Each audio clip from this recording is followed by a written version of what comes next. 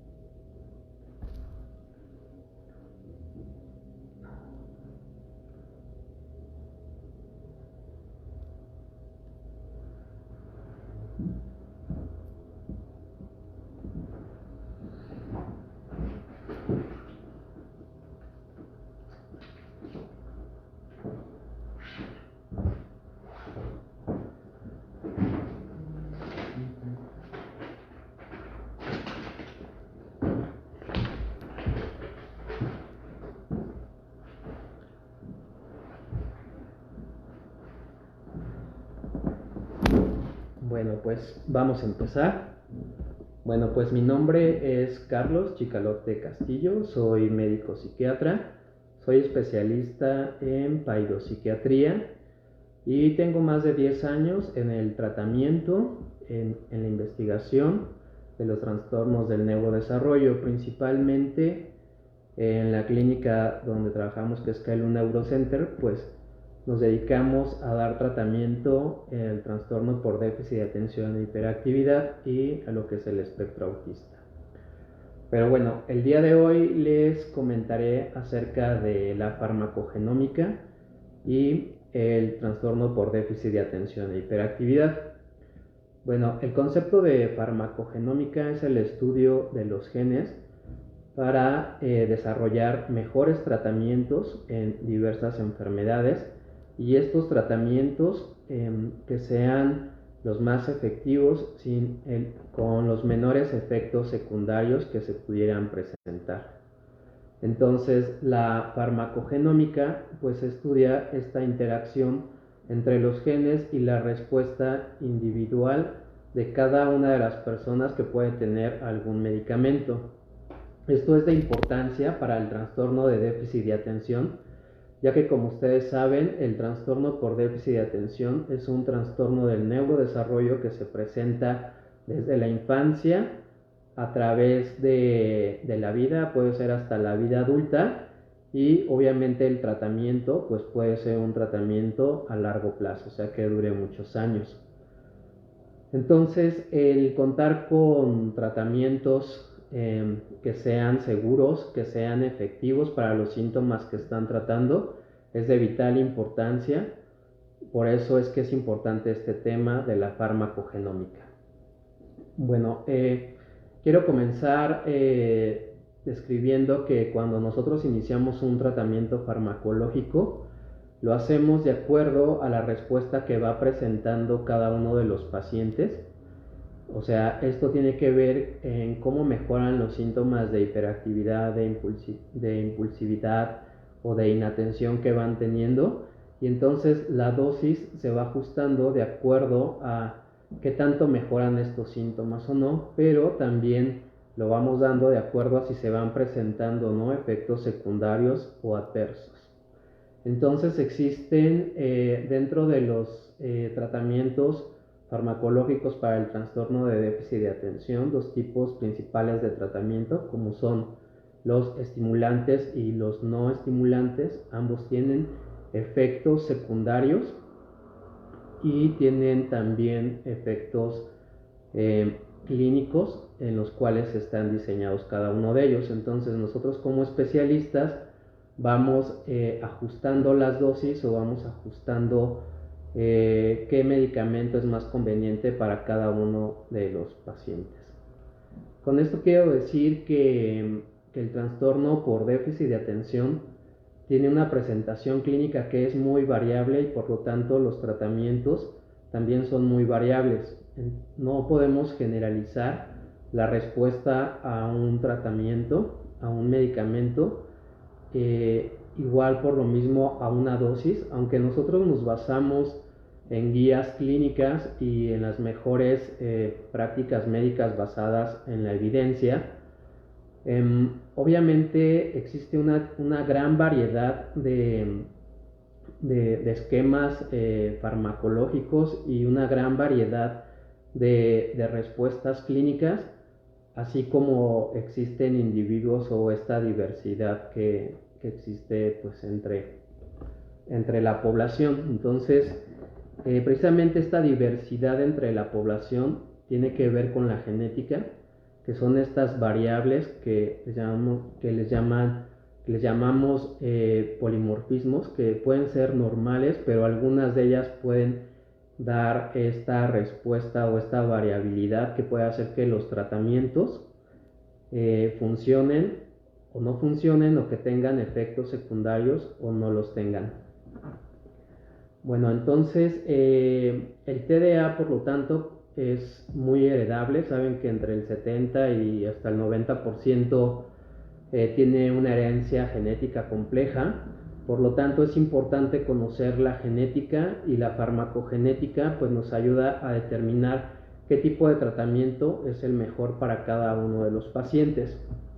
Entonces, como les acabo de mencionar, la farmacogenómica nos permite desarrollar los esquemas de medicación que pueden mejorar los síntomas, los efectos secundarios, también disminuirlos, y los efectos adversos, para que entonces el paciente pueda tener a largo plazo un buen apego.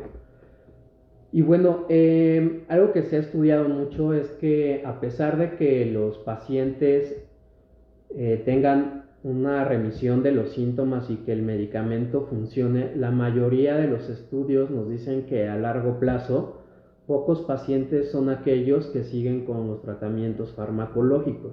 Eso no quiere decir que no presenten los síntomas, sino que parece que los pacientes siguen teniendo los síntomas de desajuste social, de impulsividad, de hiperactividad y de impulsividad, pero a pesar de esto no siguen un apego a algún tratamiento farmacológico. Muchas veces esto se debe a que estos efectos secundarios que se puedan estar presentando en los pacientes, como pueden ser la irritabilidad, puede ser también los síntomas gastrointestinales como dolor de estómago, cefalea, o incluso un estado de disforia, o sea, de molestia, pues puede hacer que el paciente no sienta la confianza de volver a iniciar un tratamiento de nuevo para este tipo de trastornos. Entonces, pues lo que sucede es que muchas veces los pacientes son subtratados, en el sentido de que siguen con los síntomas ya que no tienen el tratamiento adecuado por estos efectos adversos secundarios que van teniendo, o pues no tienen los efectos terapéuticos que esperamos en cada uno de ellos. Y bueno, actualmente estos temas, como el que estamos tratando de farmacogenómica, pues se refiere acerca de lo que es la medicina de precisión, o sea, lo que es la medicina en conocer cada una de estas variantes genéticas y cómo influyen en el metabolismo de los tratamientos, principalmente en estimulantes o en medicamentos no estimulantes para el trastorno del TDA, y cómo se van tratando de acuerdo a la comorbilidad que vayan presentando. O sea, si presentan, además del trastorno de déficit de atención, otros síntomas como puede ser la epilepsia, como puede ser también la ansiedad, la depresión, los trastornos oposicionistas desafiantes, el consumo de sustancias y de dosis. Entonces, el conocer también toda esta diversidad de comorbilidades también nos permite ir viendo hacia dónde podemos iniciar un tratamiento en cada uno de los pacientes. Entonces, cada vez conocemos más acerca de cuál es el mejor tratamiento para cada uno de nuestros pacientes. ya que tomamos en cuenta pues la edad que tiene cuando inicia el tratamiento o cuando se presenta la consulta. Tomamos en cuenta también la demanda social que tiene, o sea, la cuestión social en la que se encuentra involucrado. A esto me refiero que si el paciente se somete a ambientes escolares de alto desempeño o ambientes sociales donde se requiere que pues tenga que estar atento durante largo tiempo, o que tenga que seguir ciertas direcciones o directrices de una manera muy estructurada, pues obviamente los síntomas se van a presentar con una mayor disfuncionalidad en el ambiente del paciente.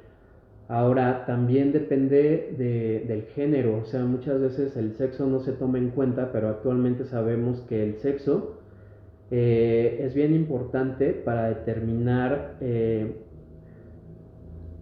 cuándo iniciamos o no un tratamiento. Por ejemplo, en las mujeres, como la mayoría de los síntomas que generan la consulta no es la impulsividad o la hiperactividad, sino más bien es la inatención. Muchos de los maestros o de las personas que conviven con la niña, pues no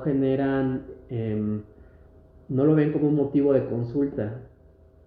Entonces no le dan un seguimiento hasta que el factor hormonal o el desarrollo en la adolescencia hace que todos estos síntomas empiecen a mostrarse de una forma externalizada, o sea, quiere decir como en conductas problemáticas que tienen que ver como depresión o conductas oposicionistas o desafiantes, y entonces es cuando empiezan a tener intervenciones o valoraciones por especialistas. Entonces, el tratamiento en el presente es acerca de la medicina basada en la evidencia, acerca de los ensayos clínicos, en las mejores guías de tratamiento, pero actualmente pues tenemos esto que es la farmacogenómica, el estudio de los genes, de cómo esta interacción de los genes con los medicamentos y en las personas e incluso en las poblaciones tiene el mejor efecto. Entonces, pues la plática está en función de esto. Si quieren podemos abrir varias preguntas acerca de los tratamientos farmacológicos. Les agradezco que estén conectados, que me envíen sus preguntas acerca de las dudas o su experiencia que tengan acerca del inicio de algún tratamiento farmacológico con sus hijos y cómo fue el apego que tuvieron, ¿no? Y cómo fue la respuesta por los especialistas que les atendieron acerca de las respuestas de estos medicamentos. Sí, entonces, pues bueno, me parece que sería mejor hacerlo de esta forma, a través de preguntas. Esto que les acabo de dar es como una introducción acerca de qué es la farmacogenómica. Si ustedes quieren hacer más preguntas, pues vamos a ir desarrollando la charla en este contexto. ¿Sí? Entonces, los leo. Eric López, saludos a todos desde Ciudad Juárez, Chihuahua. Muy bien. Bueno, Noemí, saludos. Giovanna, saludos, doctor. Muy bien. Pues vemos que todavía no hay más preguntas. Y pues bueno, no sé si van a hacer preguntas o sí. Ok. Aquí hay una pregunta acerca de que si en México se disponen de estas pruebas farmacogenómicas. Bueno, en México sí existen estas pruebas farmacogenómicas y son para el tratamiento de diversos trastornos psiquiátricos. Cabe mencionar que los trastornos psiquiátricos son poligénicos. Esto quiere decir que normalmente un trastorno psiquiátrico puro no existe, o sea, no existe depresión solamente, sino que también está asociado de ansiedad o también puede tener trastorno de déficit de atención y ansiedad y depresión, y también puede tener otro trastorno como el trastorno obsesivo compulsivo.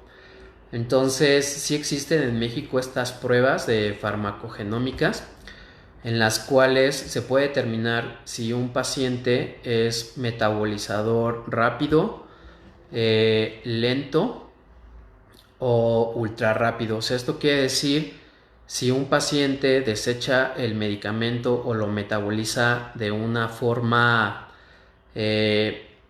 como la mayoría de las personas en donde se hizo el estudio, o lo hace de una forma más lenta, y esto, hacerlo más lento, significa que la dosis que está tomando pues puede elevarse porque disminuye la tasa de eliminación, y entonces pues en algún momento esta dosis que aparentemente se prescribe como la estándar pues podría llegar a ser tóxica porque no se puede metabolizar. Entonces en estos pacientes es conveniente ajustar la dosis, pero obviamente esto no lo sabemos pues porque estos estudios están hechos de manera poblacional, o sea, no en cada uno de los individuos.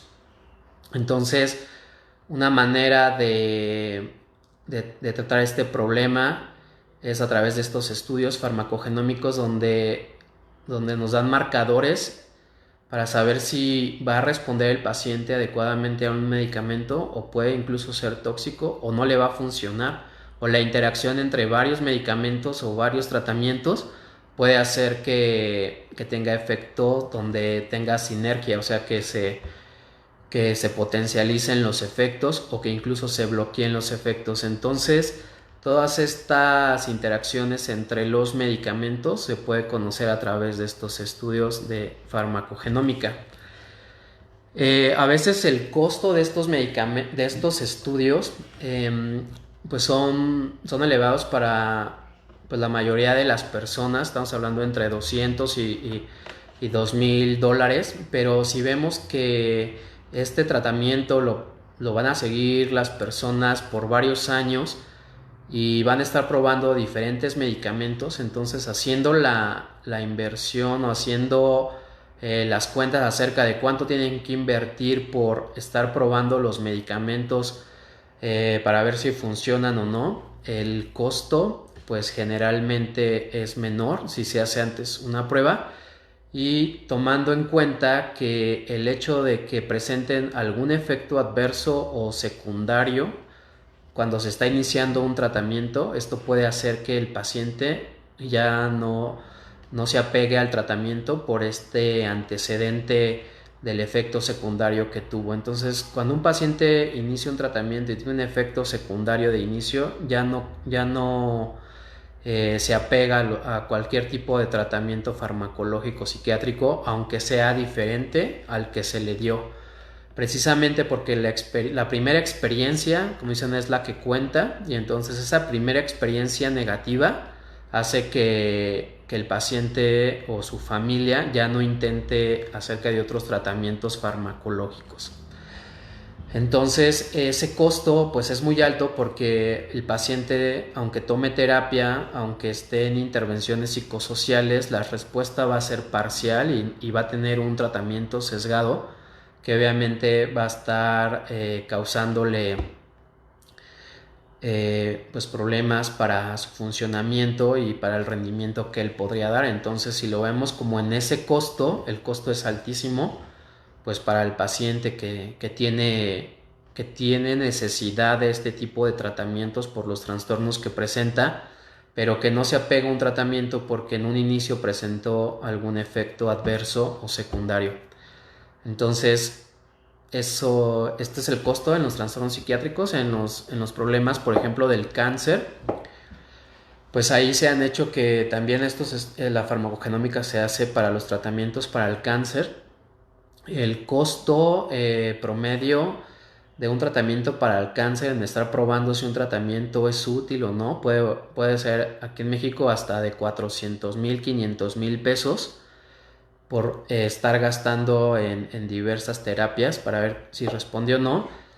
con un estudio de farmacogenómica que está en un promedio de 15,000 pesos, pues se hace un ahorro de 450,000 pesos para el tratamiento final, porque se sabe con más certeza a qué tratamiento le va a funcionar. Entonces,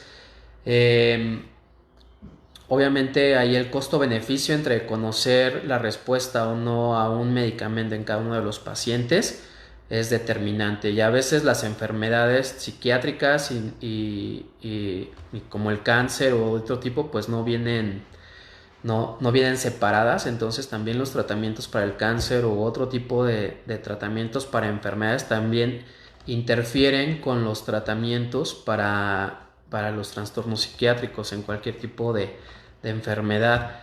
Entonces es muy común que nuestros pacientes con TDA pues tengan tratamientos para asma, que tengan tratamientos para alergia, que tengan tratamientos para otro tipo de padecimientos también crónicos.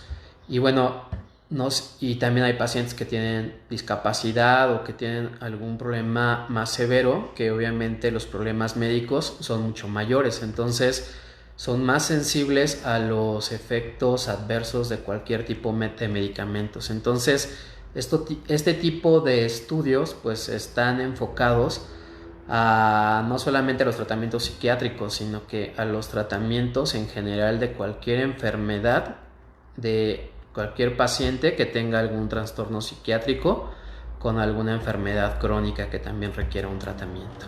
Entonces, bueno, y eso se puede hacer aquí en México. Acá es muy fácil, es a través de un hisopo que se mete en los carrillos, se hace un raspado y se mete en una solución, y esa solución se mete en un tubo que contiene una solución donde se preserva el material genético para su estudio, y entonces se manda a analizar y al paciente se le entrega un reporte que se le manda a su correo, y al médico también, para que entonces el médico pues pueda tener diferentes alternativas de tratamiento farmacológicas y una guía de diferentes acciones que puede tener con el paciente dependiendo de qué medicamentos o qué padecimientos esté teniendo. Entonces, esta es la medicina actual en muchos países de desarrollo, pero en países como Latinoamérica o México, pues es para algunos nada más. O sea, es una realidad para pocas personas, aunque el beneficio para la población podría ser de forma generalizada el poder contar con estos estudios, ya que pues los gastos en salud pública pues se dan en función a que en el entendido de que todos los tratamientos funcionan para todos de la misma forma, y no es así. Entonces hay muchos tratamientos que se dan, por ejemplo, en el sector público, no los toman y los pacientes siguen recibiendo los medicamentos, y a veces esos medicamentos los cambian o a veces hasta los venden o no se los dan, pero los acumulan, y eso es un gasto para las instituciones porque precisamente tiene efectos secundarios, pero como tienen las citas muy retiradas con los especialistas, pues no existe esta oportunidad de poder ir viendo si les funcionó el medicamento, si hay que ajustar la dosis, si tenemos que dar otro tipo de intervención. Entonces, esto es muy importante porque cuando empezamos un tratamiento farmacológico en un paciente, hay que darle un seguimiento muy estrecho, precisamente para saber si el paciente puede ser, más bien si tiene esta predisposición a tener algún efecto adverso por su genética al medicamento, o que no tenga eficacia incluso del medicamento, que también es un efecto adverso. Entonces, esto solamente se logra a partir de estar en contacto con el paciente. Muchas gracias.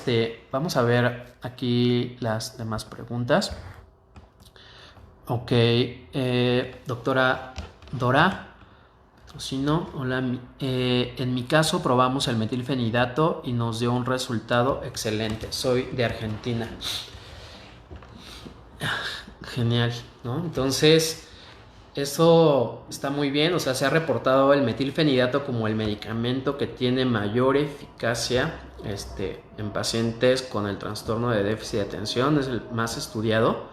Sin embargo, un 25-30% de los pacientes les cae muy mal, o sea, les pone irritables, insomnio, con agresividad, ¿no? Entonces, qué bueno que le cayó muy bien, y el resultado fue excelente, pero también existe esta otra parte, ¿no? Donde es una cuarta parte también de los pacientes, pues puede tener estos efectos secundarios. Entonces, pues bueno, vamos a seguir leyendo. Lidia Moreno Céspedes, ¿qué efectos puede ocasionar a un niño con TEA en su organismo el que tome metilfenidato?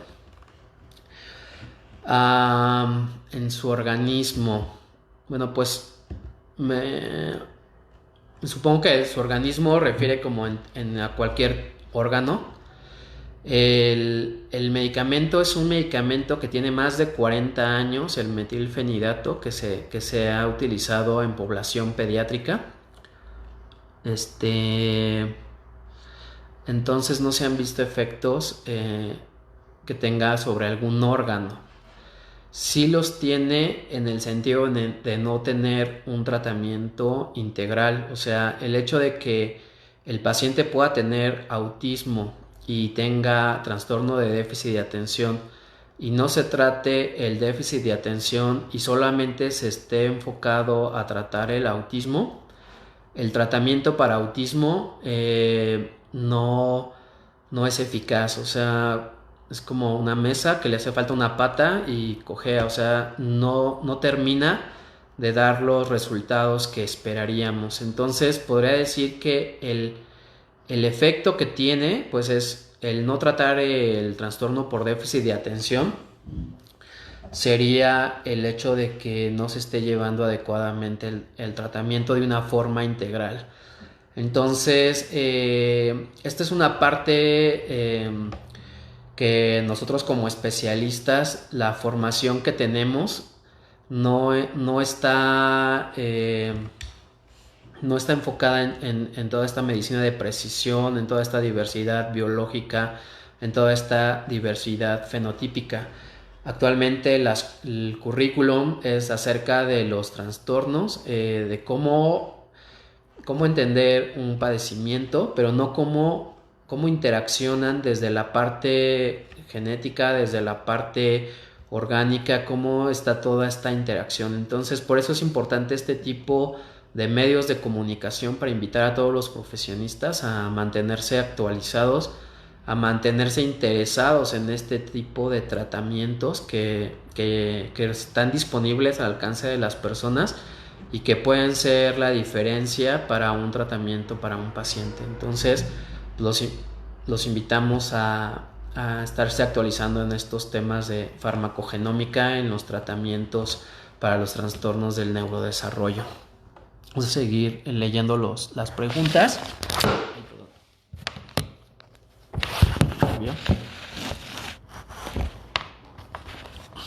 Ok. Olivia Carranza Gutiérrez dice: el TDA, problemas de atención, requiere tratamiento. Ok. Me imagino que dice: el TDA leve con problemas de atención requiere tratamiento farmacológico. O sea, esto es como le digo, o sea, esto va a depender del contexto, de la edad del paciente, de qué requerimientos tenga a qué afrontar. Y obviamente si es en la casa, o sea, a lo mejor puede tener síntomas leves, porque los papás puede ser que también tengan TDA y lo vean como leves sus síntomas, pero a lo mejor en la escuela esos síntomas que ellos ven leve en la escuela son disfuncionales, y entonces ahí es cuando le pidan que inicie un tratamiento. Entonces ahí por eso es que es controversial esta parte del funcionamiento donde se encuentra el niño. Entonces depende si el TDA es leve, pero en qué contexto, ¿no? A lo mejor el niño está pasándola mal en la escuela porque él hace todo lo que está a su alcance por tratar de poner atención, de entender, de seguir las indicaciones, pero es algo que sale fuera de su alcance y entonces se frustra, empieza la tristeza y después nos llegan a consulta por síntomas de depresión. En sí no llegan por los síntomas leves, sino llegan por la ansiedad que a lo mejor presentan o llegan por la depresión que tiene, pues por los problemas que tienen y que no los pueden solucionar de la manera en como lo hacen el resto de los niños, ¿no? Entonces, por eso es que esto depende de cada uno de los pacientes. Ok, entonces, saludos desde Guatemala, Eric López. Si se le llegara a dar tratamiento de TDA a un niño y este no lo sea, ¿qué efectos tendría el tratamiento de ese niño y cómo saber que fue mal diagnosticado o medicado? Muy buena pregunta. Incluso no hay un diagnóstico de tipo biológico para este tipo de trastornos del neurodesarrollo actualmente. Esto no quiere decir que no sean los síntomas secundarios a afectaciones neuropsiquiátricas. Sin embargo, con las herramientas que disponemos actualmente de gabinete o de diagnóstico, no podemos hacer un diagnóstico. El diagnóstico se hace a partir del funcionamiento que tiene el paciente.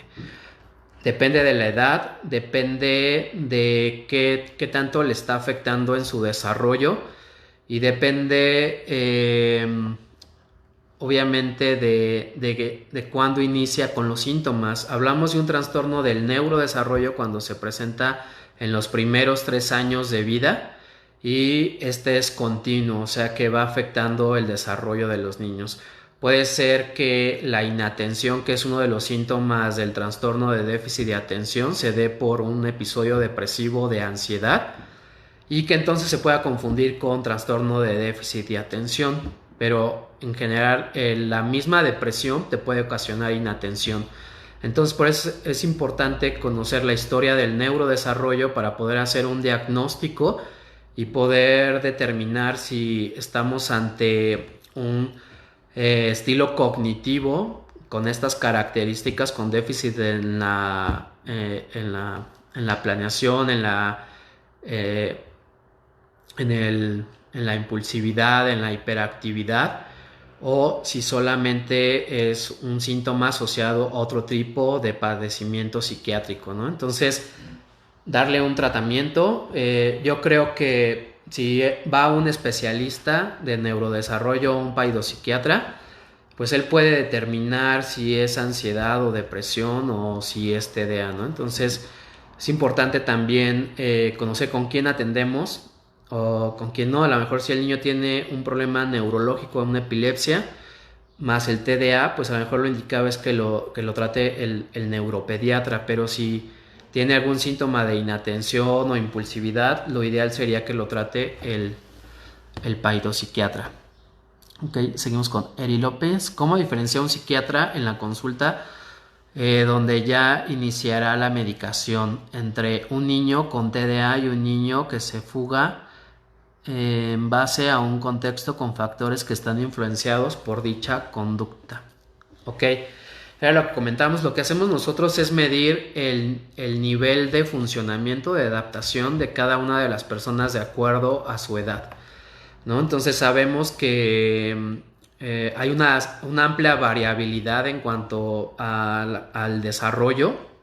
O sea, hay niños que a lo mejor tardan más en hablar, como dicen, o hablan más rápido, pero sabemos que si no lo hacen dentro de los primeros 2 años o de los primeros 3 años, ese ya es un factor de riesgo. Y si aparte de que no habla o que no tiene esta fluidez, no tiene un interés social por mostrar sus intereses o sus disfrutes, entonces ese es otro factor, ¿no? Pero si aparte de esto tiene pues problemas del sueño, problemas digestivos, o es muy irritable, o tiene unas rabietas que son de mayor intensidad de frecuencia que cualquiera, entonces ya tenemos 3 factores. Entonces la suma de todos estos factores que van afectando la conducta o el desarrollo es lo que nos va marcando la pauta de cuándo iniciar o no un tratamiento farmacológico.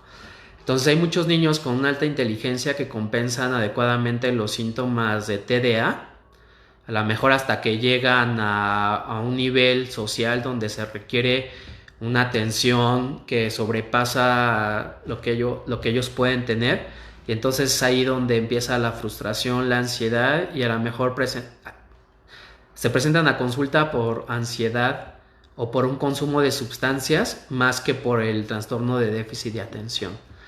Entonces, por eso es de que, pero en niños escolares lo hacemos a través del funcionamiento que está teniendo y qué tantos otros diagnósticos asociados está teniendo para saber si iniciamos o no un tratamiento. Ok, Giovanna, gracias. Ana Cerejino, buenas noches. Mi hijo tomaba Aradix, pero a consecuencia del Guillain-Barré que tuvo, ya lo dejó. Mi preocupación es si esto puede agudizar el TDA durante el tiempo que no tome el Aradix. Tengo problema en el sueño y toma ahora melatonina. Ya no se le hace casi nada, no duerme muy tarde y está muy ansioso. Él aún no camina. Ok, entonces el Guillain-Barré pues es un trastorno desmielinizante en el cual tiene un componente genético y generalmente está asociado con otro tipo de trastornos del neurodesarrollo, ¿no? Entonces yo creo que para su paciente el saber cómo va a responder o no a algún medicamento, lo ideal sería para él un estudio de farmacogenómica, porque esto le va a permitir saber si el tratamiento que está teniendo para el Guillain-Barré no tiene interferencia con los medicamentos que está tomando, o si los medicamentos que le pueden recetar para cualquier trastorno psiquiátrico también pueden estar afectando su tratamiento de base. Entonces es por esto que no solamente es el tratar, por ejemplo, solamente un trastorno, sino que tenemos que tratar la comorbilidad y los trastornos que están asociados a cada uno de los padecimientos. Entonces es por esto que la medicina de precisión nos dice cómo debemos de tratar a cada paciente de acuerdo a todas estas características que él está teniendo. Ok, aquí vamos a contestar la pregunta de Wilder González. El metilfenidato produce talla baja. Ok, talla baja como tal es una condición médica, o sea, es un padecimiento que tiene una etiología múltiple, o sea, quiere decir que es heterogénea, puede obedecer a causas genéticas, ambientales, combinadas, o sea, es un trastorno como tal del desarrollo, o sea, es una enfermedad como tal del desarrollo, y esto se mide a través de las tablas del crecimiento, y entonces se va viendo que no corresponde el crecimiento de acuerdo a la edad del chico. Perdón, puede verse también enfermedades endocrinológicas, ¿no? O enfermedades múltiples. Por eso es de que es muy complejo. Hay clínicas que se dedican a la talla baja, pero estamos hablando de talla baja de un trastorno como tal muy específico que es poligénico, que es muy variable.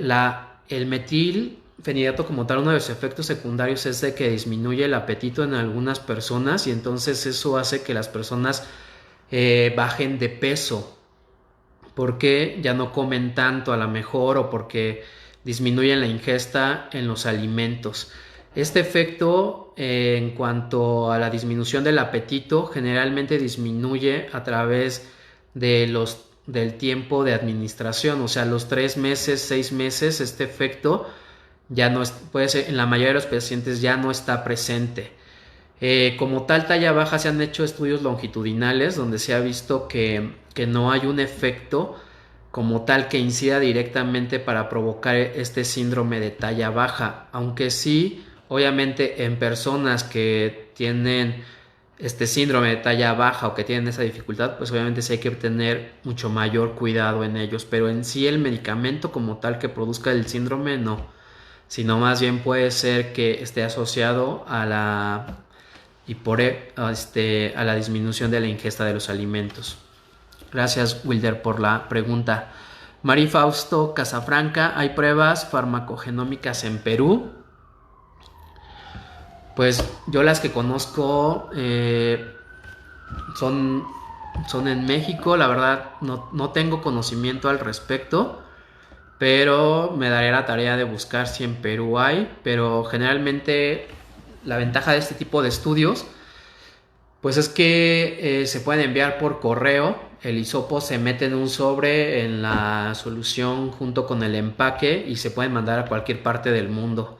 Entonces, aquí la ventaja que tenemos en cuanto a poder tomar la muestra en otras regiones o en otros lugares, pues no podría, tal vez no es tan problemático. Aquí lo problemático es saber si esa población donde se está tomando la muestra, conocemos esas variantes que puede producir los efectos en un medicamento determinado, ¿no? Por ejemplo, hay poblaciones en las cuales un medicamento no tiene el efecto que se busca y en otras poblaciones puede ser tóxico. Entonces, esto va a depender de acuerdo a la población donde se esté dirigiendo el tratamiento, ¿no? Un ejemplo son las pruebas para los tratamientos para el cáncer. Hay hasta el 25% de los pacientes que no responden al tratamiento, ¿no? Para las terapias para el cáncer, y hay poblaciones de respuesta hasta el 70-80%. Entonces toda esta variabilidad también depende de la población. Por eso es que se hacen estudios poblacionales, genética, para saber cómo como población se responde a tal medicamento. Eso es lo que estudia la farmacogenómica. Y bueno, también nos preguntan que si existen más pruebas de farmacogenómica en Perú. Pues bueno, yo creo que sí, ahora con el coronavirus, pues ahora nos damos cuenta y podemos ver esta variabilidad, ¿no? Por ejemplo, hay personas que aunque se infecten no presentan el COVID, que es la enfermedad, pero sí hay personas que se enferman y que incluso son muy vulnerables y pueden fallecer. Entonces ya se está conociendo cómo cada grupo poblacional tiene cierta vulnerabilidad, y esto solamente se sabe a través de la genética, a través de todas estas variables, de cómo influyen a nivel molecular, en cómo influyen en cada uno de los individuos. Entonces, pues bueno, esto es la medicina actual, es la medicina del futuro para nosotros, para las poblaciones, pero esto ya se lleva a cabo en varios países, ¿no? Entonces, los ensayos clínicos que están basados en la experiencia de los expertos a través del tratamiento, que llevan muchos años tratando a los pacientes, son importantes, pero sin embargo no nos permiten conocer cada una de la vulnerabilidad que estamos hablando biológica en cada uno de los pacientes, porque las guías generalmente están enfocadas a solo un padecimiento. Por ejemplo, ya sea para depresión, hay guías para déficit de atención, para trastorno obsesivo compulsivo, pero no existen como toda esta interacción de todos estos padecimientos y cómo abordarlas. Entonces la medicina del futuro es lo que hace, estos algoritmos lo que hace es analizar todos estos factores de cada uno de la presentación de los diferentes síntomas psiquiátricos, y entonces nos va dando grupos, por ejemplo, de pacientes que tienen TDA pero que tienen problemas de aprendizaje, o que tienen problemas de ansiedad, o que tienen problemas de abuso de sustancias. Entonces obviamente estos grupos tienen un tratamiento farmacológico diferente, y este tratamiento farmacológico apenas se va descubriendo en estos grupos, ¿no? que que tienen una cierta evolución, tienen ciertos factores ambientales. Entonces, esto es la medicina del futuro, estos algoritmos que se van presentando. Y pues bueno, no sé si para cerrar, si alguien más quiere hacer alguna pregunta, tenga alguna otra duda. O sea, creo que sí hay más preguntas. A ver, vamos a ir respondiéndolas. Ok, González Márquez, Cuatlicue. La migración neuronal tiene que ver con el TDA. Pues sí, qué buena pregunta. De hecho, los nuevos estudios o las investigaciones que se han hecho en los estudios de imagen, se han visto que diferentes grupos, por ejemplo, de edad, de coeficiente intelectual y de características clínicas, están asociadas con la migración neuronal. Entonces, la migración neuronal tiene que ver con diferentes áreas del cerebro que tienen diferentes funciones, y cómo estas funciones, pues al final de cuentas, se traducen en un síntoma clínico o en una respuesta a algún tratamiento. Entonces, todo esto está dirigido por los genes, está dirigido por mecanismos regulatorios de tipo inhibitorio y excitatorios durante la embriogénesis, o sea, durante el embarazo. Y por eso es importante dar una intervención temprana en los primeros años de vida, porque todavía a esta edad el cerebro es muy moldeable, y aunque su niño tenga un problema del desarrollo en la comunicación, en el lenguaje o en cualquier déficit, se puede dar un tratamiento específico que, si funciona el cerebro al verse sometido a este tipo de presión, desarrolla estos mecanismos para hacer frente, pero solamente en la infancia. Ya en la adolescencia sí lo hace, pero no de la misma manera. Entonces, por eso es importante el intervenir en edades muy tempranas, y esto se encarga los trastornos del neurodesarrollo, ¿no? Que podamos tomar conciencia de que lo que ustedes invierten, cada peso invertido en los primeros años de la vida de sus hijos, pues eso lo va a ser un retorno de su inversión para toda su vida, ¿no? En cuanto más temprano sea y efectivo el tratamiento en cada uno de sus hijos. Y es debido precisamente a esto, ¿no? Que conocemos que aunque los genes están ahí marcando cómo se da esta migración, el ambiente también influye para que puedan tener otro ritmo y puedan manifestarse de otra forma. Entonces, pues bueno, no todo está dicho, ¿no? Hay que dar oportunidad. Dana Ferrera, buenas noches. Mi hijo toma risperidona, tiene 5 años. Hace 2 meses de tratamiento aumentó 9 kilos. Debo de suspenderlo. Generalmente el tratamiento con risperidona aumenta de 1 a 2 kilos de peso, pero 9 kilogramos ya es demasiado. O tiene la dosis muy alta y eso le da mucho apetito, que es un efecto secundario, o tiene ansiedad, o sea, el chico tiene ansiedad y entonces esa ansiedad hace que coma 2, o son las dos cosas, o tiene también algún problema endocrino, Dana. Entonces yo te sugeriría que busques un cambio del tratamiento, o que una valoración, porque cuando las personas tienen sobrepeso o obesidad por mucho tiempo, su corazón está sobrecargado y empiezan a tener problemas cardiovasculares. Entonces es por eso que vemos que adultos jóvenes que han tenido obesidad desde la infancia son vulnerables actualmente, como personas de más de 60, 70 años, ¿no? Precisamente porque la obesidad genera una sobrecarga en el cuerpo, en el corazón, en todos los órganos desde hace mucho tiempo. Entonces la obesidad es un problema crónico que pone en vulnerabilidad muchos órganos. Entonces creo que algo está pasando con tu niño de 5 años, ¿no? Que subió tanto de peso. Ok, vamos a seguir con los comentarios. Nos quedan unos 15 minutos. Ok. Dice, los casos de TDA con medicación se le anexaría si el infante presenta ansiedad, miedos, fobias o es el mismo del medicamento. Eric López, qué buena pregunta. Algunos efectos adversos del medicamento es tener ansiedad.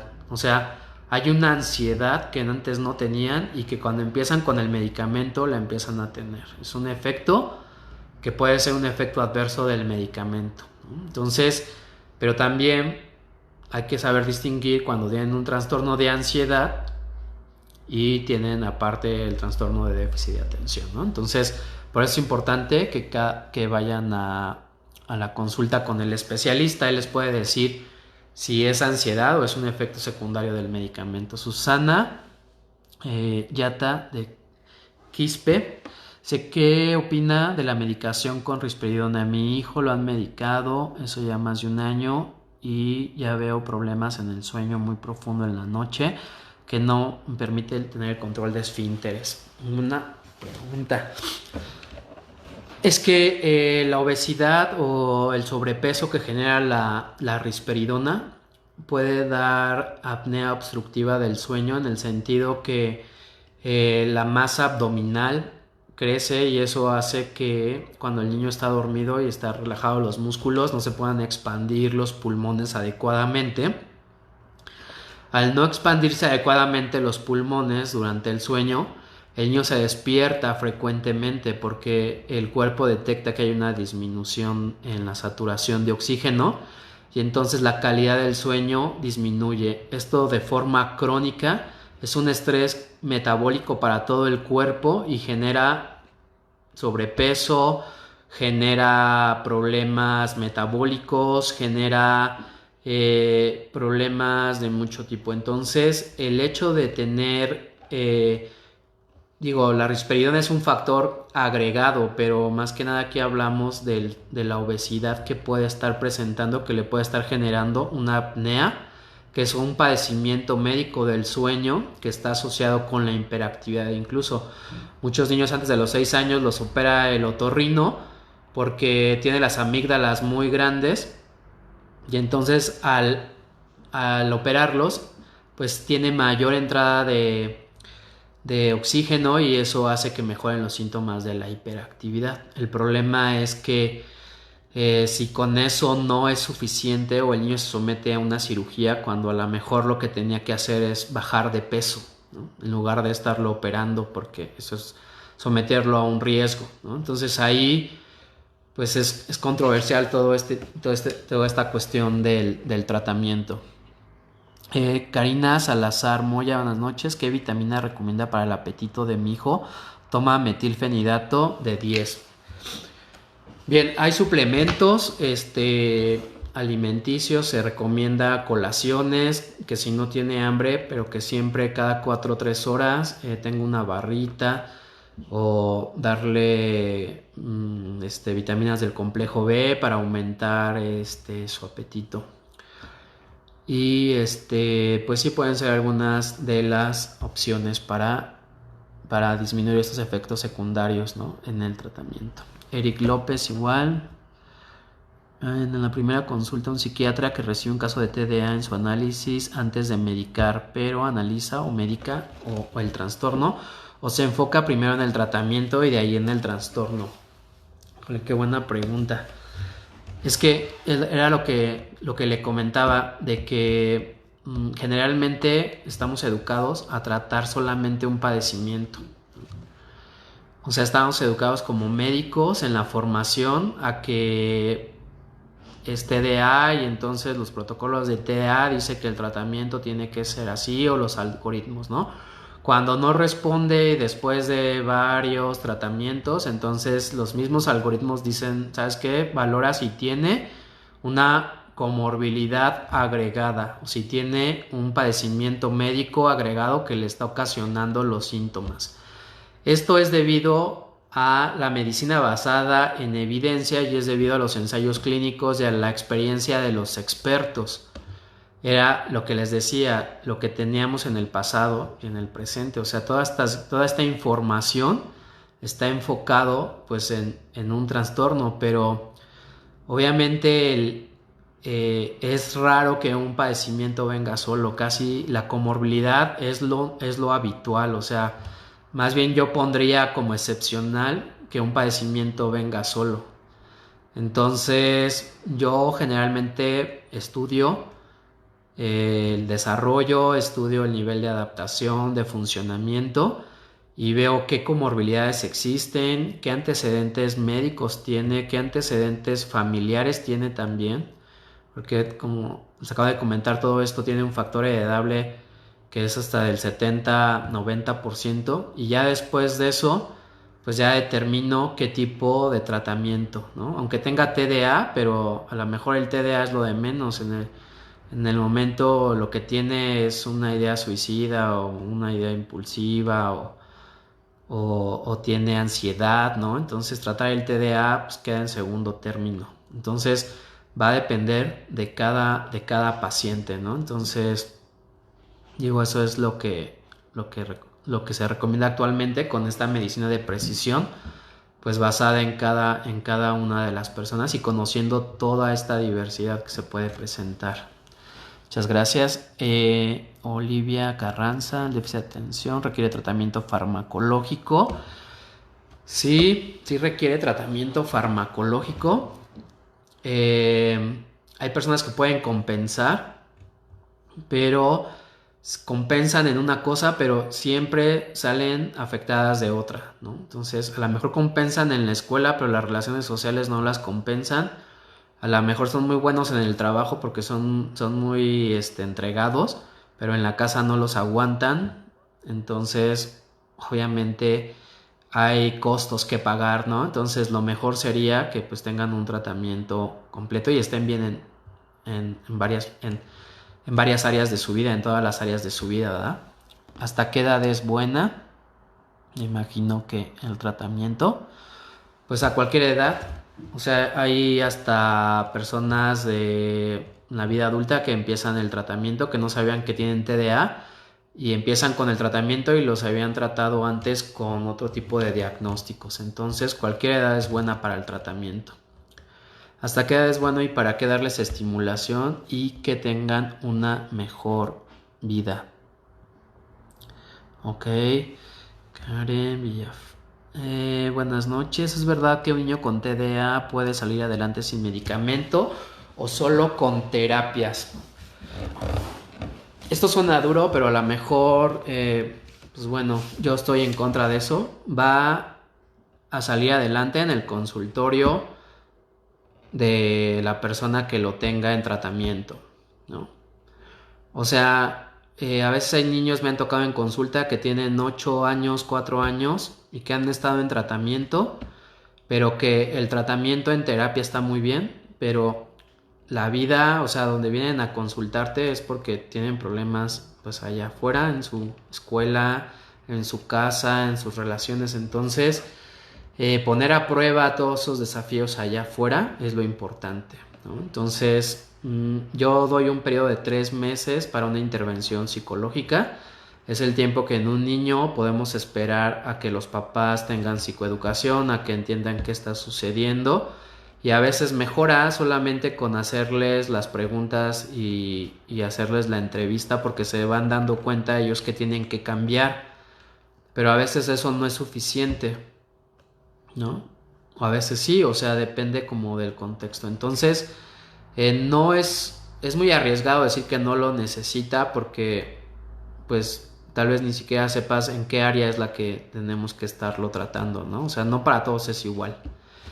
Bueno, un saludo enorme, aquí atento a la conversación, licenciado Gallardo. Que gusten saludarlo. Ok, Laura, mi hija, le dan risperidona y mipramina. Ok. América Barraza, buenas noches. Mi hija tiene 13 años, la acusaron con TDA y lesión hemisferio izquierdo. Últimamente ha tenido muchos problemas en el aspecto sexual. Le he sorprendido viendo páginas masturbándose, pornográficas. ¿Y a qué especialista puedo recurrir y qué ayudar? No creo que esto sea normal. Sí, claro. Generalmente puede ir con el psiquiatra. Esta conducta de masturbarse o de conductas hipersexuales puede ser también secundarias a la ansiedad. Entonces, las zonas erógenas, pues obviamente al estimularlas disminuye la ansiedad por el placer que tienen, pero es por eso que estas conductas se pueden estar perpetuando. Entonces puede ser que tenga un trastorno de ansiedad asociado al trastorno del déficit de atención y por eso pues esté presentando este tipo de conductas, porque está muy ansiosa y de alguna manera pues quiere disminuir la angustia. Hay tratamientos farmacológicos que le van a ayudar mucho, América. Ok, estimado doctor, deja claro que el tratamiento farmacológico del TDA no genera adicción y no hacerlo sí tiene propensión para ser adictos en la adolescencia o en la adultez.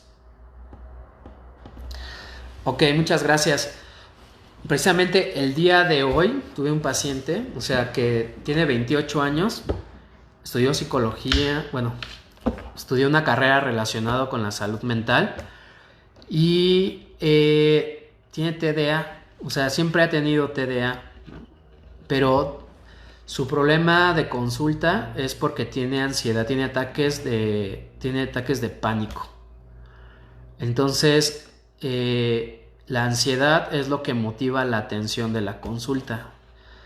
Fue a varios especialistas y le recetaron tratamiento para la ansiedad, pero evaluando todo su funcionamiento, todo su desarrollo, él tiene problemas desde la primaria para concentrarse, para entregar trabajos, para cumplir con lo que se esperaría, ¿no? Con los chicos de su edad. En la secundaria o en la preparatoria, pues empieza con el consumo de sustancias, empieza a juntarse con otros chicos que tienen problemas de conducta o problemas de adicciones. Jamás fue medicado, jamás fue tratado, o sea, un psiquiatra lo viene conociendo ahora a los 28 años por un trastorno de ansiedad, pero nadie le dijo que tenía trastorno de déficit de atención. Entonces, cambiar toda esta situación que él ha vivido, de cómo ve la vida, de cómo se ha formado, el cómo se ven las cosas, él siempre se ha visto como que es diferente, pero no sabe por qué, no puede esperar una hora y se aburre, se va, siempre, pero eso ya lo ve como normal. El consumir ya es algo normal que él ve, ¿no? Entonces, eso tiene un costo muy alto para él, ¿no? Porque, pues, cambiar todas esas ideas que él se ha formado durante 20 años, de cómo es la vida y todo eso, y de repente decirle, oye, tienes algo que no es de ahorita, es como lo que se alcanza a ver, pero detrás hay todo eso, pues es como, sí, mostrarle otra alternativa, pero obviamente se pudo haber ahorrado todos estos problemas si se hubiera atendido desde la infancia el trastorno de déficit de atención, ¿no? Y todos los problemas que tiene.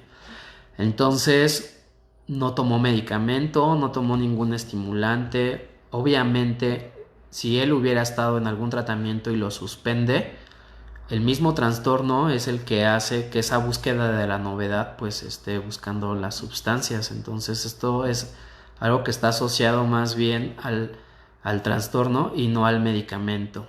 Entonces, los medicamentos para el TDA no generan adicción, incluso disminuyen la adicción, eso quiero dejarlo muy claro. Evitan que el paciente se afecte su autoestima y por lo tanto tenga mayor predisposición al consumo de sustancias porque se siente más integrado. Los pacientes de TDA en la infancia o son los payasitos o son los bullying, ¿no? Los niños que los respetan pero porque les tienen miedo, no porque realmente sean reconocidos por lo que hacen, ¿no? O tienen que hacerse los graciosos. Entonces, eso genera un costo en su autoestima y obviamente esto pues da pie al consumo de sustancias, ¿no? Entonces, pues es mejor dar el tratamiento, ¿no? Que no darlo. Muchas gracias, Mónica. Muchas gracias. Hablemos de neurodesarrollo. Y pues bueno, yo creo que ya se nos terminó el tiempo. Nash, mucho gusto en saludarte, una compañera de la carrera de medicina. María del Pilar, mucho gusto, una paciente mía también, con mucho cariño. Al licenciado Miguel, muchas gracias por todos sus saludos. Y pues bueno, ya se nos terminó el tiempo. Les agradezco mucho su espacio. Ojalá y podamos seguir con estos espacios de divulgación y un contacto más estrecho entre lo que es la ciencia y lo que es la atención clínica y lo que son los pacientes. Y muchas gracias a Noemí por su labor tan titánica que tiene de mamá, de empresaria, de comunicadora, de todo para que esto sea posible. Y a Elisa también, a Yariela, a todo el equipo de Kailun Neurocenter. Y pues me da mucho gusto estar aquí compartiendo y tener esta comunicación directamente con ustedes. Les agradezco mucho, que tengan buena noche y seguimos aquí hablando de neurodesarrollo. Muchas gracias.